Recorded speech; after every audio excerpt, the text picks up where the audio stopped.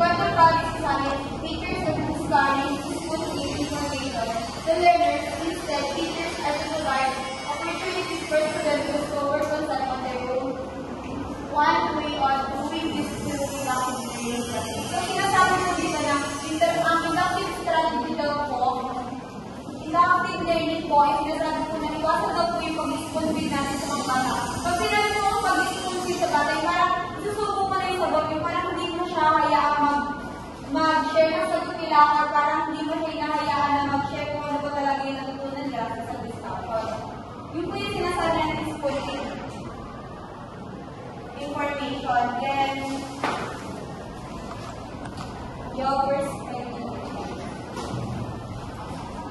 The inductive learning strategy, sometimes called discovery learning, is based on what principles of inductions. Inductions means to derive a concept by showing that if it is true to some cases, then it is true for all. This is contrast deductions, where a concept is established by logically proving that it is true based on generally known facts. So, sinasabi ko dito na pag inductive learning po, kailangan po natin maging specific to general. Kailangan po talaga specific na bigyan natin sa bata.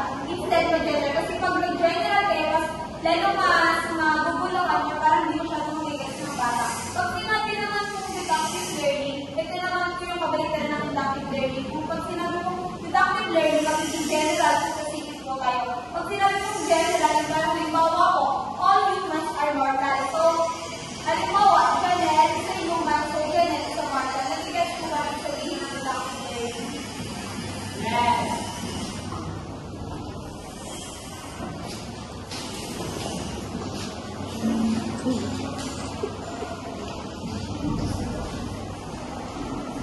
So, yun nga po, sinasabi po dito ng inductive learning. Inductive method in which is commonly described specific to general, conceptual, for example, sa formula.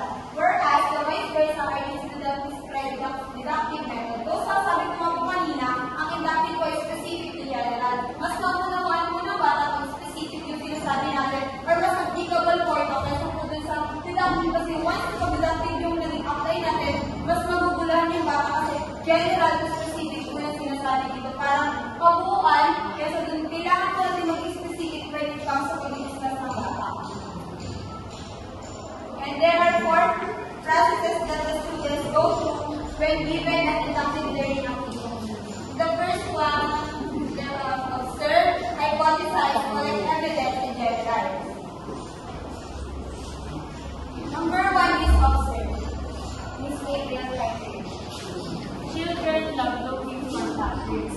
When given a lot of examples, it is natural for them to look for similarities and attributes. So, dito, pag sinabi observe, hayaan natin mag-observe or hayaan natin mag-sit na maayos ang students natin, ang learners natin. Example, bibigyan tayo ng equation na 1 plus 1/2 plus 1/3. So, hayaan natin i-observe ng bata kung paano ba siya computed. And the next one is hypothesize. Hypothesize. Students form rules in their mind of their observe. In this case, we recommend students to learn So, sinasabi dito lang, parang matutupin siya ng observe. Once na nag-observe ang bata, hayaan natin silang sumagot, and hayaan natin magbigay sila ng opinion kung ano pa talaga yung kailangan nilang sabihin. And kailangan po natin i-manage or sabihin na kailangan po natin alamin na or kailangan natin tanggapin yung opinion nila kasi once na parang hindi nila tinanggap, parang pero hindi natin in-encourage sila mag-join sa ating discussion. The next one is collect evidence. The students would test their hypothesis. How? By applying their hypothesis to another example. So, parang nakasunod lang. Once na na-observe ng bata, hayaan natin silang mag-hypothesize. Pagka na-hypothesize sila yung opinion nila, hayaan naman natin sila magkaroon ng evidence. Hayaan po natin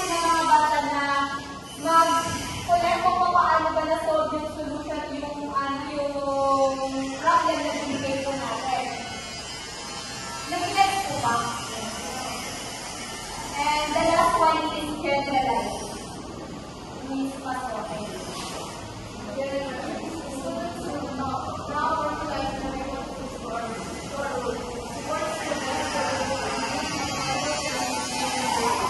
So, dito sa generalize, parang pangkalahatan na siya. Parang kailangan natin bigyan ng pansin ang student natin kung tama ba yung ginagawa nila. Once na na-observe nila, i-hypothesize nila yung masagutan ng opinion nyo. Once na na-hypothesize nila, magpakalate nila ng evidence kung tama po ba yung yung kanilang masagutan. Once na na-hypothesize nila, i-generalize po natin. Yung parang sasama po natin kung tama po talaga or parang accepted po talaga yung topic natin.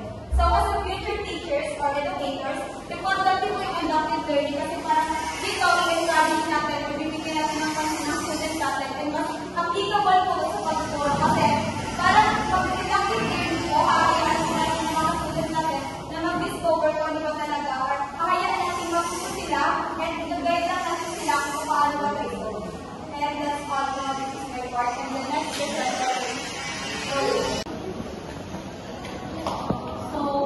good morning again, everyone. I am Chloe Navarro, and now I am going to discuss what concepting is.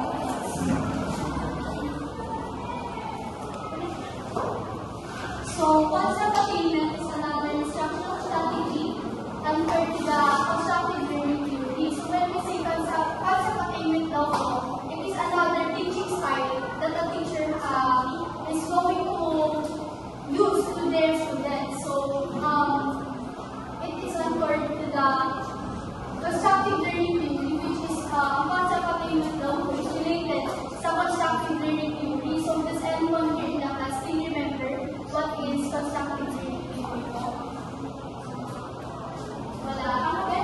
What is constructive learning theory? Constructive learning theory. Exactly.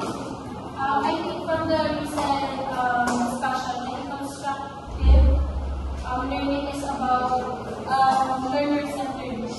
Yes, and that's right. When we say constructive learning theory po, ito po is you're just letting your students to understand your concept or your ideas or your lesson through active engagement or collaboration. So, concept attainment law po is related to constructive learning theory. The concept is not directly taught to students. Instead, the students understand and learn concept by identifying common attributes through comparison and contrast of examples and non-examples. So, based on this information po, in concept attainment, or when a teacher is using concept attainment, you are not going to let your students know, you are not directly taught to your students what is your concept or your lesson. You're just letting them to observe what is the or you're just going to let them to compare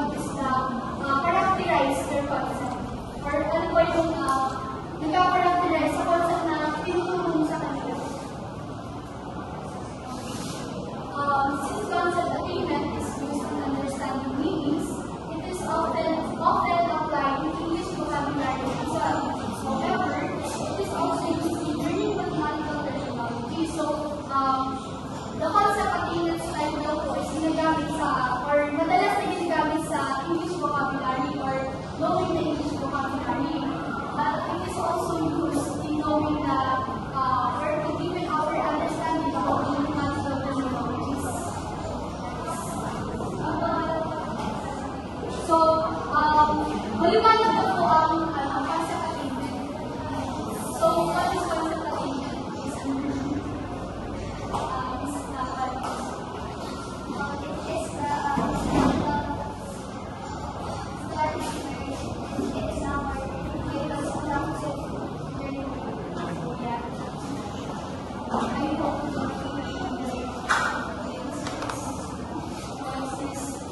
Since we already defined what is concept attainment, we are going to know what are the simple steps in concept attainment or in using concept attainment. The first one is presentation of examples and non-examples. So, alternately give examples and non-examples. So, yun nga po, as I have mentioned, in concept attainment, you should give your students the examples and non-examples so that they can understand what is their concept. You're not going to directly tell the student what is your concept. You're just going to give what is the examples that is characterize their concept. Or kung ano ba yung mga characteristic na tinuturo sa concept mo. So yun, hindi mo directly sinasabi sa kanila kung ano ba yung concept or yung tinuturo sa kanila. Next is listing of common attributes. List the common attributes given by the student. So after you give examples and non-examples, the next thing that you need to do is to list the given attributes that your students are given.